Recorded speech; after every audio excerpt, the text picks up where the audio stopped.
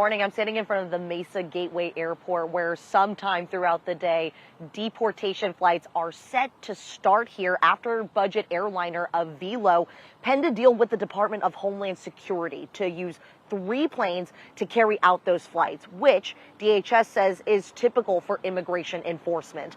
Homeland Security will also conduct what is called special high-risk charter flights out of the airport to carry out final orders of removal on an as-needed basis. Since the announcement of this operation, we have also heard from community members who tell us they believe these deportation flights are a violation of human rights.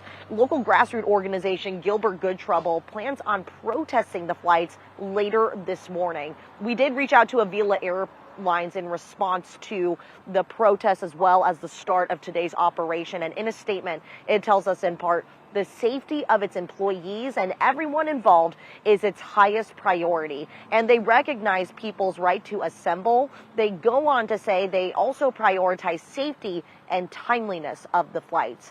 We're told this protest will start at 9 a.m. this morning, and we will provide you live coverage once it does get underway. But Scott Tess, on top of the operation starting today, Avelo Airlines confirmed for us that they will open up a base here at the Mesa Gateway Airport in order to continue carrying out DHS's efforts to continue these deportation flights. Back to you.